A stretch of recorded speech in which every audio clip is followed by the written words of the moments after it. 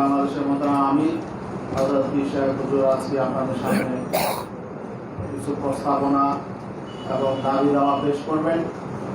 আজকে এখানে সাংবাদিক সম্মেলনে উপস্থিত আছেন প্রথম সারিতে ইসলামী আন্দোলন বাংলাদেশের মধ্যে আমি হযরত পীর সাহেব হুজুর চরমনায় আপনারা দেখতে পাচ্ছেন। পাশাপাশি আছেন ইসলামী আন্দোলন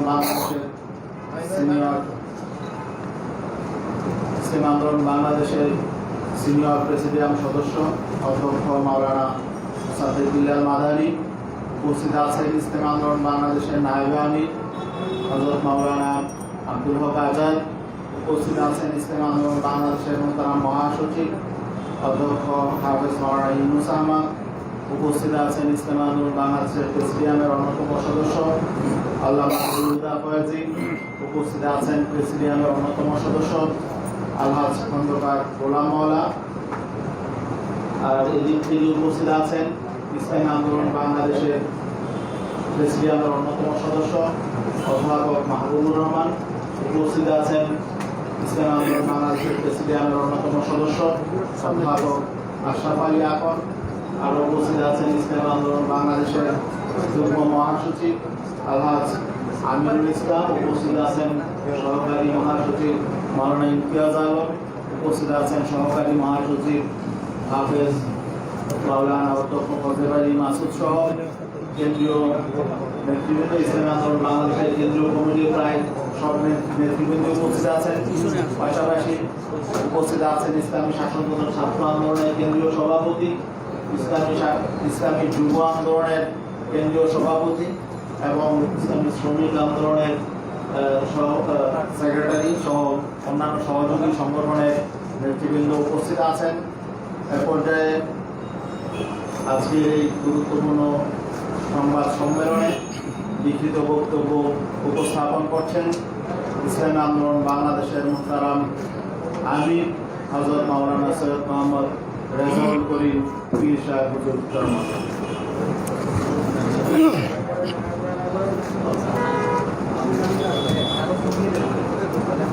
কাগজগুলো দিয়ে গেলে ভালো হয় না? কাগজগুলো দাও, এই দুজনে দাও। অমর, হ্যাঁ এই অমর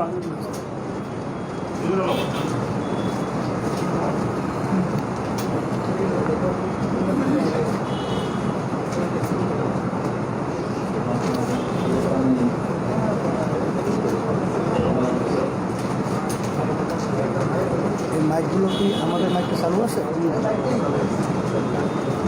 এটা কি আমাদের মাইক?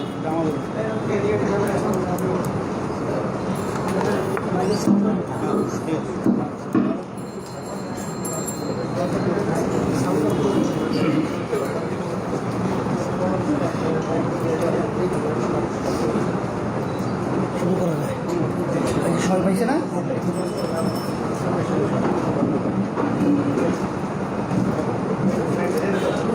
আসসালামু আলাইকুম ওয়া রাহমাতুল্লাহি ওয়া বারাকাতুহু। বিসমিল্লাহির রহমানির রহিম। নাহমাদুহু ওয়া নুসাল্লি আলা রাসূলিহিল কারীম। আম্মা বাদ। প্রিয় সাংবাদিক বন্ধুগণ, নানাবিধ জটিল ও বিপর্যস্ত পরিবেশের সমস্যা বিশ্লেষণ ও সমাধানের প্রস্তাবকল্পে ইসলামী আন্দোলন বাংলাদেশ কর্তৃক আয়োজিত আজকের এই সংবাদ সম্মেলনে আপনাদের উপস্থিতির জন্য আন্তরিক কৃতজ্ঞতা জানাচ্ছি। প্রিয় সাংবাদিক বন্ধুগণ, সংবাদ সম্মেলনের শুরুতে স্বাধীনতার ৫০তম বছরে বাংলাদেশের স্বাধীনতা সংগ্রামের সকল দেশপ্রেমিক বীর সেনানীদের প্রতি শ্রদ্ধা জ্ঞাপন করছি। করোনায় মৃত্যুবরণকারী ভাই বোনদের পরকালীন শান্তি প্রার্থনা করছি এবং তাদের পরিবারের প্রতি সমবেদনা জানাচ্ছি। বিশেষ করে অবৈধ ইসরায়েলের সন্ত্রাসী হামলায় নিহত ফিলিস্তিনিদের প্রতি সহমর্মিতা জানাচ্ছি।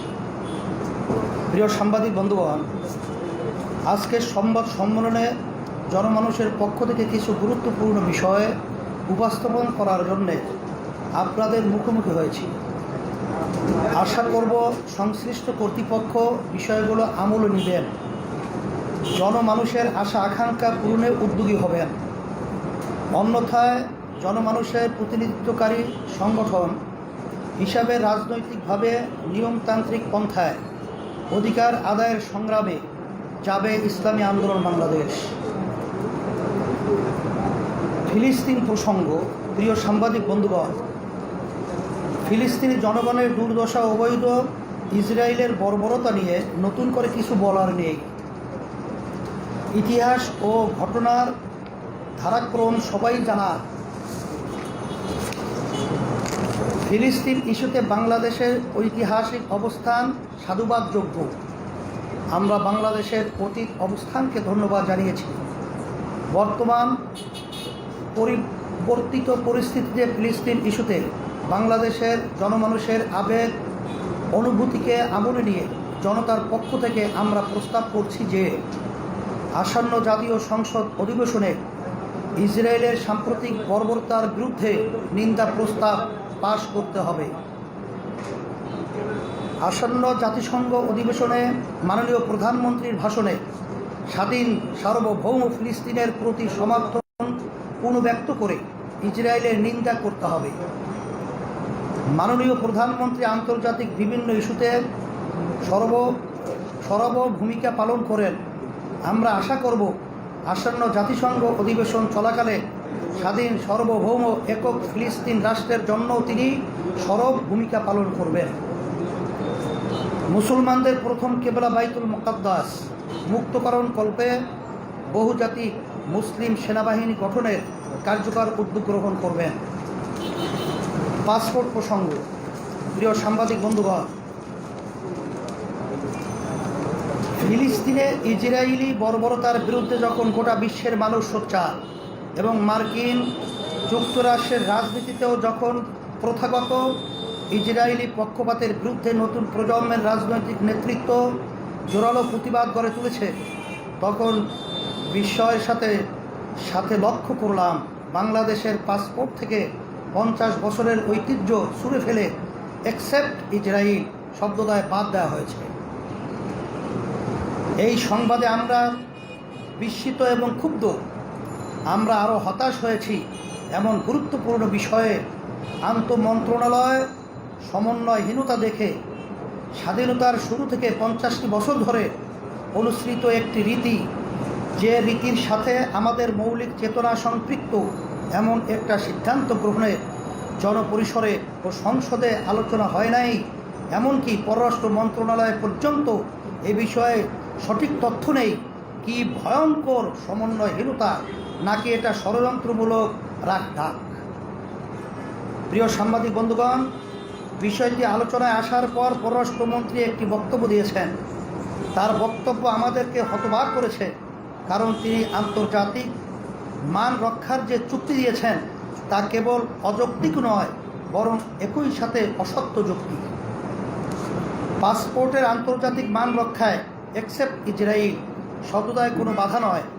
এর পক্ষে অনেক যুক্তি থাকলেও সহজ অর্থে কেবল এতটুকু উল্লেখই যথেষ্ট হবে যে এই শব্দদ্বয় সহই মালয়েশিয়ার পাসপোর্ট বিশ্বের 19তম শক্তিশালী পাসপোর্ট। প্রিয় সাংবাদিক বন্ধুগণ, পাসপোর্ট থেকে এই শব্দ দুটি বাদ দেওয়া কার্যত ইসরায়েলকে স্বীকৃতি দেয়া। আমরা বাস্তবতা থেকে জানি যে তাইওয়ানকে বাংলাদেশ রাষ্ট্র হিসেবে স্বীকৃতি না দেওয়া সত্ত্বেও অ্যাকসেপ্ট তাইওয়ান শব্দ পাসপোর্টে উল্লেখ না থাকার কারণে তৃতীয় কোনো দেশ থেকে তাইওয়ানের ভিসা নেওয়া যায় এবং তাইওয়ানের সাথে লেনদেন করা যায়। একইভাবে ইসরায়েলের ক্ষেত্রেও এই শব্দদ্বয় তুলে দিয়ে কার্যত ইসরায়েলের সাথে সংযোগ স্থাপন করার ব্যবস্থা করা হচ্ছে। অশুভ জয়নবাদের কাজের ধারা মাথায় রাখলে এই সত্য বুঝতে কষ্ট হওয়ার কথা নয়। একই সাথে এই ইস্যুতে ইসরায়েলের পররাষ্ট্র মন্ত্রণালয়ের ভেরিফাইড পেজ থেকে উচ্ছ্বাস প্রকাশ ও অধিকাংশ আন্তর্জাতিক মিডিয়া এটাকে বাংলাদেশ কর্তৃক ইসরায়েলি ভ্রমণ নিষেধাজ্ঞা তুলে নেওয়া হিসাবে সংবাদ পরিবেশন আমাদের আশঙ্কাকেই সত্যায়ন করে। প্রিয় সাংবাদিক বন্ধুগণ, স্বরাষ্ট্র মন্ত্রণালয়ের এই গোপন একক সিদ্ধান্ত ও পররাষ্ট্র মন্ত্রণালয়ের অযৌক্তিক উপস্থাপনার আমরা তীব্র নিন্দা জানাচ্ছি। আমরা বিশ্বাস করতে চাই যে বাংলাদেশ সরকার ইসরায়েলের সাথে কোনো ধরনের গোপন সম্পর্ক রাখে না, রাখার চেষ্টাও করে না, এবং জয়ংবাদের কোনো চক্রান্তও বাংলাদেশ ফেঁসে যায়নি। এই বিশ্বাস থেকে আমরা বলিষ্ঠভাবে দাবি জানাচ্ছি যে অবিলম্বে পাসপোর্টে এক্সেপ্ট ইসরায়েল শব্দদ্বয় যোগ করতে হবে। যে পাসপোর্টগুলো এই শব্দ ছাড়া ইস্যু করা হয়েছে সেগুলো প্রত্যাহার করে নিতে হবে। একই সাথে বিচার বিভাগীয় তদন্ত কমিটি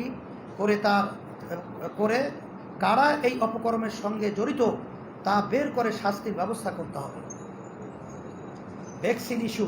প্রিয় সাংবাদিক বন্ধুগণ, কোভিড-19 বৈশ্বিক মহামারী আকার ধারণ করার পরে প্রায় 2 বছর হতে চলল। টিকা আবিষ্কার ও গণটিকাদান প্রক্রিয়াও শুরু হয়েছে, প্রায় অর্ধ বছর হতে চলল। কিন্তু দুঃখজনক বাস্তবতা হলো বাংলাদেশের টিকা প্রাপ্তি ও বিতরণ প্রক্রিয়া ভুল সিদ্ধান্ত, অদক্ষতা ওই নৈরাজ্যের কবলে পড়ে অনিশ্চিত হয়ে আছে। যেই ভারত সামান্য পেঁয়াজ নিয়ে নোংরা রাজনীতি করে টিকার জন্য সেই ভারতের উপর একক নির্ভরতা চরম পর্যায়ের বোকামি ছিল। যুক্তিহীন নতজানু ভারত নির্ভরতার চড়া মূল্য দিচ্ছে বাংলাদেশ। টিকা প্রাপ্তিতে ভারতের বিশ্বাসঘাতকতার পরও টনক নড়েনি সরকারের।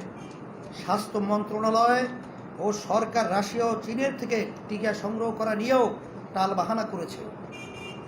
স্বয়ং পররাষ্ট্রমন্ত্রীও স্বাস্থ্য মন্ত্রণালয়ের মতলববাজি, সময়ক্ষেপণ ও দ্বিধাদ্বন্দ্বের জন্য আক্ষেপ করেছেন এবং টিকা প্রাপ্তির ক্ষেত্রে আশঙ্কা প্রকাশ করেছেন। প্রিয় সাংবাদিক বন্ধুগণ, টিকা আবিষ্কারের পরে এবং বাংলাদেশে এক দফা টিকা বিতরণের পরেও দেশকে দ্বিতীয় দফা শক্ত লকডাউনে যেতে হলো। জীবন জীবিকা নিয়ে নিদারুণ টানাপোড়েনে কোটি কোটি মানুষের প্রাণ কুষ্ঠাগত। প্রায় 4 কোটি শিক্ষার্থী 1.5 বছরের মতো নিয়মিত শিক্ষা থেকে বঞ্চিত। এমন গুরুতর পরিস্থিতিতে টিকা সংগ্রহে স্বাস্থ্য মন্ত্রণালয়ের মতলববাজি, সময়ক্ষেপণ, সিদ্ধান্তহীনতা এবং তারপরেও তারা বহাল তবিয়তে থাকা আমাদেরকে হতবাক করে। জনমনে প্রশ্ন উঠেছে যে স্বাস্থ্য মন্ত্রণালয়ের অশুভ শক্তি কি স্বয়ং সরকারের চেয়েও বেশি শক্তিশালী? তারা কি বাংলাদেশ রাষ্ট্রের চেয়েও ক্ষমতাবান, নাকি স্বয়ং সরকারই এই অশুভ চক্রের অংশ? প্রিয় সাংবাদিক বন্ধুগণ, আমরা আগেও দাবি করেছি, আজকেও আবার বলছি, করোনা পরিস্থিতির মোকাবিলা, টিকা সংগ্রহ ও বিতরণ এবং স্বাস্থ্য মন্ত্রণালয়ের অশুভ শক্তিকে চিহ্নিত করতে এবং তাদের শাস্তি নিশ্চিত করতে অবিলম্বে জাতীয় নাগরিক কমিটি গঠন করতে হবে। টিকা সংগ্রহ বিতরণকে দুর্নীতিমুক্ত সার্বজনীন করতে এই জাতীয় কমিটি অপরিহার্য, কারণ এক্ষেত্রে সরকারের ব্যর্থতা প্রমাণিত। আমরা সরকারের উপরে আর আস্থা রাখতে পারছি না। আমরা হুঁশিয়ার করে দিচ্ছি, সরকার যদি নিজেদের স্বার্থান্বেষী ব্যর্থতার উপরে গোড়ামি করতেই থাকে, তাহলে গণ আন্দোলন গড়ে তোলা ছাড়া কোনো উপায় থাকবে না। শিক্ষা প্রতিষ্ঠান। প্রিয় সাংবাদিক বন্ধুগণ, মহামারী করোনায় সবচেয়ে বেশি ক্ষতিগ্রস্ত হয়েছে দেশের শিক্ষা ব্যবস্থা। শিক্ষার সঙ্গে জড়িত সব কিছুতেই বিপর্যয় নেমে এসেছে। লাগাতার 15 মাস ধরে স্কুল, কলেজ এবং বিশ্ববিদ্যালয় বন্ধ। মাঝখানে কিছুদিন কওমি মাদ্রাসা চালু থাকলেও গত এপ্রিল থেকে আবারও তা বন্ধ করে দেওয়া হয়েছে। আলিয়া মাদ্রাসাও খোলেনি গত 15 মাসে। স্কুল, কলেজ ও আলিয়া মাদ্রাসার সকল ধরনের পরীক্ষা বন্ধ। গত বছরের উচ্চ মাধ্যমিক পরীক্ষার্থীদের অটোপাস দেওয়া হয়েছে। এই বছরের মাধ্যমিক ও উচ্চ মাধ্যমিক পরীক্ষা এখনও হয়নি। পরীক্ষা হবে কিনা তাও স্পষ্ট নয়। শিক্ষার্থীরা পড়ার টেবিল ছেড়ে এবারও অটোপাসের অপেক্ষায়। সরকার ধাপে ধাপে সব কিছু খুলে দিলেও খোলেনি শিক্ষা প্রতিষ্ঠান। এতে দেশের প্রায় 4 কোটি ছাত্রছাত্রী নিয়মতান্ত্রিক লেখাপড়া থেকে শুধু বঞ্চিত হচ্ছে তাই নয়, অনেকের শিক্ষা জীবনই শেষ হয়ে গেছে। অনেকে নানা রকম অপরাধে জড়িয়ে পড়েছে। আসক্ত হয়েছে অনেক ছাত্রছাত্রী। অনলাইনে পড়াশোনার অজুহাতে ছাত্রছাত্রীদের একটি বিপুল অংশ অনলাইন ভিত্তিক বিভিন্ন গেমসে আসক্ত হয়ে গেছে। মোবাইল আসক্তি তরুণ ছাত্রছাত্রীদের মাঝে সীমা ছড়িয়ে গেছে। এসব বিপর্যয় তো শিক্ষার্থীদের শিক্ষা সংক্রান্ত। এর বাইরে শিক্ষা প্রতিষ্ঠান বন্ধের ফলে আর্থিক বিপর্যয়ে লাখো লাখো পরিবার পথে বসেছে। সরকার বারবার বলছে আগে জীবন রক্ষা, তারপর শিক্ষা, কিন্তু শিক্ষা প্রতিষ্ঠান বন্ধ থাকার ফলে লাখো লাখো নন এমপিও শিক্ষক বেকার হয়ে গেছে। শিক্ষা প্রতিষ্ঠান চালু না থাকাতে তারা বেতন ভাতা পাচ্ছেন না। সম্মানিত শিক্ষকগণ চরম মানবতার জীবন যাপন করেছেন। সরকারের উদাসীনতা, অদূরদর্শিতা ও খামখেয়ালিতে দেশের শিক্ষা খাত আজ ধ্বংসস্তূপে পরিণত হয়েছে। হাজার হাজার কিন্ডারগার্টেন এবং প্রাইভেট শিক্ষা প্রতিষ্ঠান চিরতরে বন্ধ হয়ে গেছে। শুধু তাই নয়, দেশে লাখো লাখো পরিবার আছে যাদের জীবন জীবিকা শিক্ষার সঙ্গে সংশ্লিষ্ট। লাখো লাখো ব্যবসা প্রতিষ্ঠান গড়ে উঠেছে শিক্ষা উপকরণকে কেন্দ্র করে। শিক্ষা প্রতিষ্ঠান বন্ধ থাকাতে সেসব ব্যবসায়ীরা আজ বিপর্যস্ত। তাদের দিকে সরকারেরও কোনো নজর নেই। সরকার চাচ্ছে সবাইকে ভ্যাকসিন দিয়ে শিক্ষা প্রতিষ্ঠান খুলতে, কিন্তু ভ্যাকসিন নিয়ে অনিশ্চয়তা তৈরি হয়েছে। সহসাই সবাই ভ্যাকসিন পেয়ে যাবে এমন আশা করা যায় না। অতএব সবারই প্রত্যাশা স্বাস্থ্য সতর্কতা নিশ্চিত করে দেশের সব রকম শিক্ষা প্রতিষ্ঠান খুলে দেওয়া হোক। দেশের প্রায় 4 কোটি ছাত্রছাত্রী স্বাভাবিক শিক্ষা জীবন ফিরিয়ে দেওয়া হোক। লাখো লাখো বেকার শিক্ষকদের কাজে ফিরে যাওয়ার সুযোগ দেওয়া হোক। শিক্ষা উপকরণের সঙ্গে যারা জড়িত সেসব মানুষগুলোর জীবন জীবিকার অবলম্বন ফিরিয়ে দেওয়া হোক। প্রিয় সাংবাদিক বন্ধুগণ, আমরা আজকের এই সংবাদ সম্মেলন থেকে সরকারের প্রতি জোর দাবি জানাচ্ছি, আর সময় না বাড়িয়ে অতি দ্রুত সকল শিক্ষা প্রতিষ্ঠান খুলে দিন। এজন্য যা যা করণীয় তাই করুন, অন্যথায় সরকারের অদূরদর্শী ও আত্মঘাতী সিদ্ধান্তের বিরুদ্ধে দেশব্যাপী ছাত্র শিক্ষক, অভিভাবক এবং ভুক্তভোগী ব্যবসায়ীগণকে সঙ্গে নিয়ে ইসলামী আন্দোলন বাংলাদেশ তীব্র আন্দোলন গড়ে তুলতে বাধ্য হবে। ওলামা ও রাজনৈতিক কর্মীদের মামলা প্রসঙ্গ। প্রিয় সাংবাদিক বন্ধুগণ, আমাদের সংবিধান ও সরকারের দাবি মতে বাংলাদেশ গণতান্ত্রিক দেশ। গণতান্ত্রিক দেশের সরকারের সমালোচনা, আন্দোলন, প্রতিবাদ, বিক্ষোভ, উত্তপ্ত বক্তব্য অতি স্বাভাবিক ব্যাপার।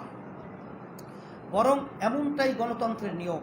গণতন্ত্রের এই চিরচরিত নিয়ম সহিংসতায় রূপ নেয় কেবলমাত্র সরকারের আচরণের ভিত্তিতে। বাস্তবতা হলো, বাংলাদেশের রাজনীতিতে সরকার পক্ষ সব সময়ই নিয়মতান্ত্রিক বাদ প্রতিবাদকে দমন পীড়ন করে সহিংসতার দিকে ঠেলে দেয়, আর তার জের ধরে রাজনৈতিক প্রতিপক্ষকে হামলা মামলা দিয়ে নির্যাতন ও হয়রানি করে। সরকারের ফ্যাসিবাদী এই চরিত্রের সর্বশেষ শিকার ওলামায়ে কেরাম। নরেন্দ্র মোদীর আগমনের প্রেক্ষিতে জনমনের ক্ষোভ প্রকাশ ও তাতে সরকারের দমন পীড়নমূলক আচরণের প্রেক্ষিতে ঘটে যাওয়া ঘটনাকে কেন্দ্র করে পবিত্র রমজানে যেভাবে ওলামায়ে কেরামকে আটক করে রিমান্ডে নেওয়া হয়েছে, তাতে এদেশের মুসলমানদেরকে 1857-এর সিপাহী বিপ্লবোত্তর ওলামাদের সাথে সাম্রাজ্যবাদী ইংরেজদের আচরণের কথাকে মনে করিয়ে দেয়। সবাইকে মনে রাখা উচিত, ইতিহাসও সাক্ষী যে ওলামায়ে কেরাম সবচেয়ে শান্ত ও নির্ঝঞ্ঝাট জীবন যাপন করেন। সেই ওলামায়ে কেরামকে ঠুনকো অজুহাতের ভিত্তিতে মামলা দিয়ে জর্জরিত করা এবং গ্রেফতার করে দিনের পর দিন রিমান্ডে নেওয়ার ফলে জনমনে এই সরকার ইসলাম বিরুদ্ধ শক্তি হিসাবে প্রতিষ্ঠা পাচ্ছে। আমরা বিনয়ের সাথে মনে করিয়ে দিতে চাই যে বাংলার জনগণ কাউকে ইসলামের বিরুদ্ধ শক্তি হিসাবে চিহ্নিত করলে বাংলার রাজনীতি ও সমাজে তার ভবিষ্যৎ সংকীর্ণ হয়ে যায়। এটা ইতিহাসের শিক্ষা।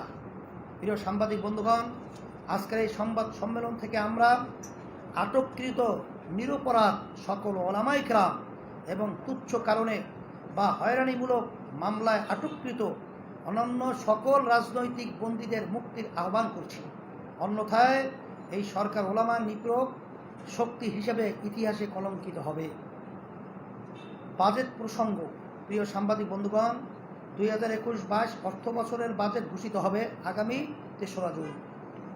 বাজেট হলো একটি দেশের আগামী 1 বছরের ব্যয় নির্বাহের জন্য জনমানুষের দেয়া টাকা খরচের পরিকল্পনা। এখানে আশা করা বাঞ্ছনীয় যে বাজেট প্রণয়নের আগে জনমানুষের সাথে আলাপ করা হবে। আদতে তা হয় না। অর্থ মন্ত্রণালয় কিছু ব্যবসায়ী সংগঠনের নেতাদের সাথে আলাপ করে সমাজ ও বাস্তবতা বিমুখ আমলাদের দিয়ে বাজেট তৈরি করে, ফলে আমাদের বাজেটের কলেবর বাড়ে, কথার ফুলঝুরি উপচে পড়ে, কিন্তু কাজ কমই হয়। বাজেট নিয়ে আমাদের দলীয় প্রস্তাবনা আনুষ্ঠানিকভাবে পেশ করা হবে ইনশাআল্লাহ। আজকে আমি মৌলিক কিছু দাবি উপস্থাপন করছি। বাজেট উপস্থাপনের আগে সমাজের সকল শ্রেণীর মানুষের সঙ্গে আলাদা করে আলোচনা করতে হবে। কল্পনা বিলাস বাদ দিয়ে রাষ্ট্রযন্ত্রের সক্ষমতা পরিমাপ করে সে অনুযায়ী বরাদ্দ দেয়া। আমরা জানি গত অর্থ বছরে চিকিৎসা গবেষণায় টাকা রাখা হলেও তার কোনো টাকা ব্যবহার হয় নাই। তারপরেও এক বছর আবারও চিকিৎসা গবেষণা খাতে বরাদ্দ রাখা হয়েছে।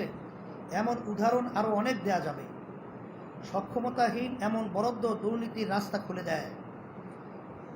ঋণ ও অনুদান নির্ভর বাজেট থেকে বেরিয়ে আসতে হবে।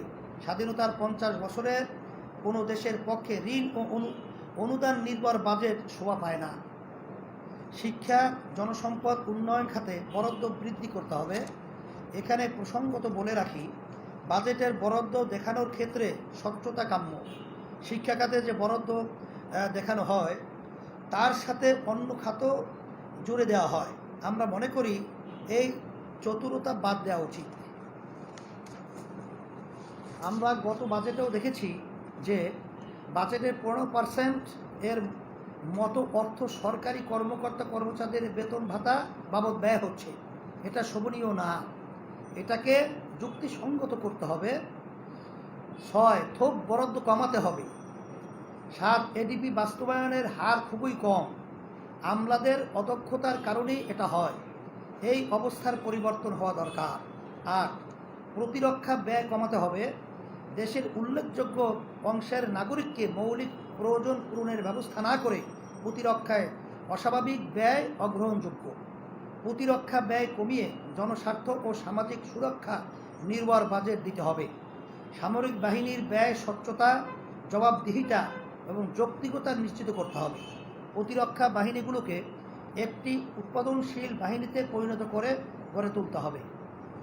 শেষ কথা, ইসলামী আন্দোলনের এই সংবাদ সম্মেলন থেকে আমরা জনগণের পক্ষে জনস্বার্থে যে প্রস্তাব তুলে ধরেছি, আশা করি সরকার এগুলোকে আমলে নিয়ে আশু সমাধানের উদ্যোগ নেবে। বিশেষত সন্ত্রাসী ইসরায়েলের বিরুদ্ধে অশুভ গোপন সম্পর্ক স্থাপন চেষ্টা, ওলামা নির্যাতন, গণবিরোধী বাজেট, শিক্ষা ধ্বংসের ষড়যন্ত্র ও নতজাতু ভারত নির্ভর আত্মঘাতী পররাষ্ট্রনীতি থেকে সরে আসতে হবে। স্বাস্থ্য খাত ধ্বংসে জড়িত মন্ত্রী ও সংশ্লিষ্টদের সরাতে হবে।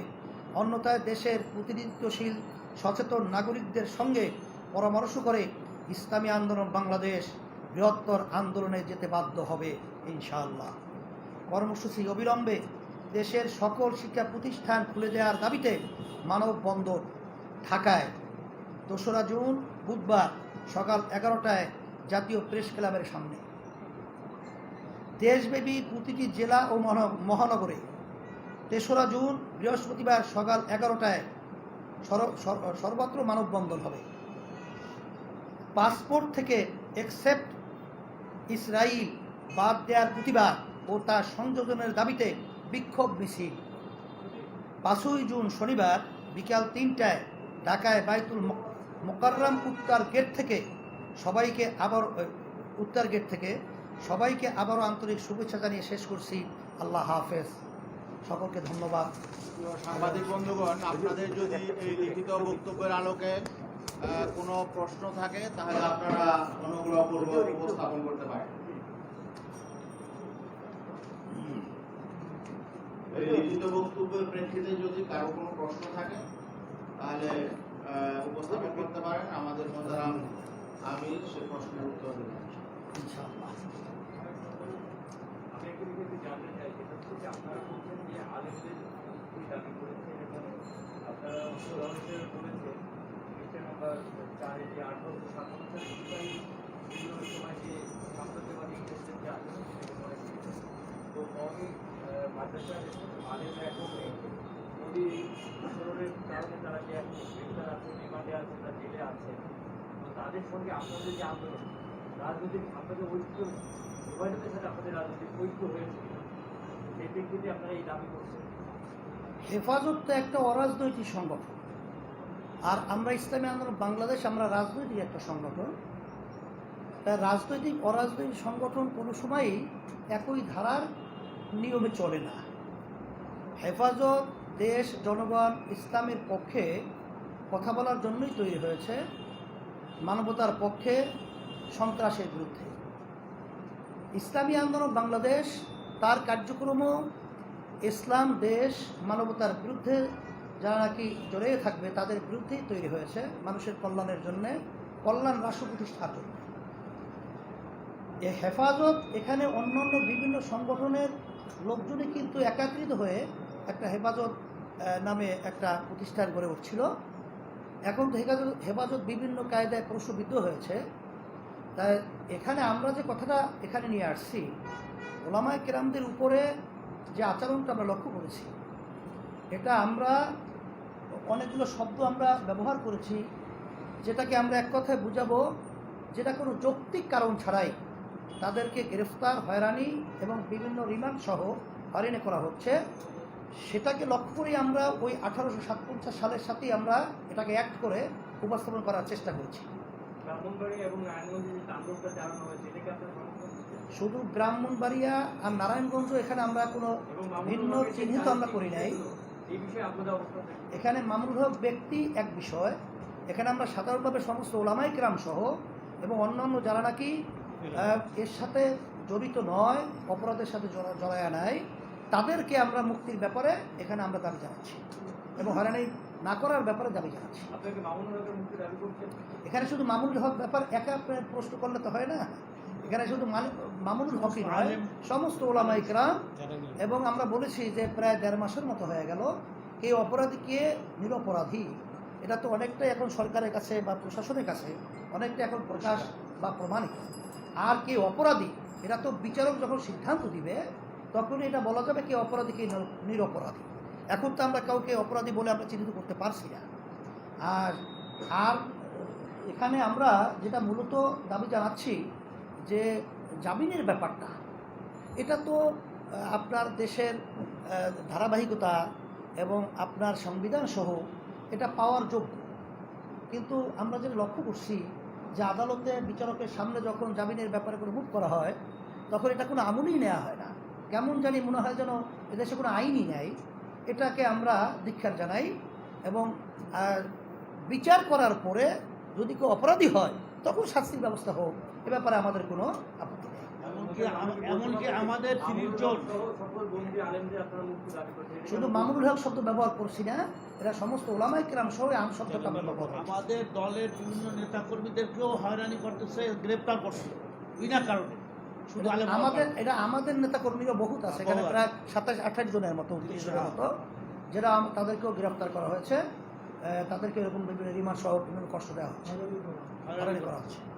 একটা বিষয় আপনি একটু ক্লিয়ার করে দেন, ব্রাহ্মণবাড়িয়া নারায়ণগঞ্জে যে তাণ্ডবে যারা গ্রেফতার হয়েছে, এখন যারা গ্রেফতার আছে, তাদের মুক্তি দাবি করছেন আপনারা?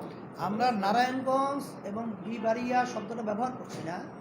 যারা অপরাধী তাদের ব্যাপারে আমরা পরিষ্কার বলেছি যে অপরাধীকে ছাড় দেওয়ার ব্যাপারে কখনই আমরা পক্ষপাত নয় এবং কেউই থাকার কথা না। নিরপরাধ শব্দ ব্যবহার করেছি।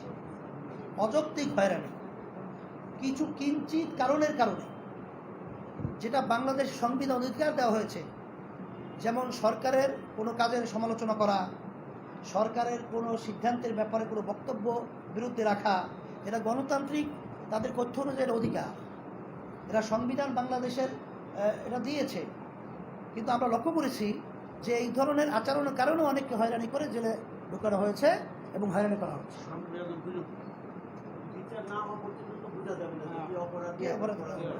এই জন্য তো জামিনের সিস্টেম আছে, বিচার হোক, বিচারে অপরাধ প্রমাণিত হবে, তার আগে তো মাসের পর মাস ডিটেনশন দেওয়া হবে এবং কি বলে এটাকে রিমান্ডে নেওয়া হবে। এটা তো কোনো মানে নির্বিচারে তাদেরকে আটকিয়ে রেখে এই ধরনের কষ্ট দেওয়া, রিমান্ডে বারবার নেওয়া, এটা কোনো যৌক্তিক কারণ হতে পারে না। এটা কোনো দেশের সভ্যতা হতে পারে না, দেশের কোনো এটা কালচার হতে পারে না। কেউ কনভিক্টেড হলে সে জেল তার বিচার সে ভোগ করবে, সেটা তো সমস্যা। শুক্রিয়া, সকলকে ধন্যবাদ আপনাদের এই ধৈর্য এবং সময় দেওয়া। শুক্রিয়া এবং আপনাদের জন্য মেহমানদের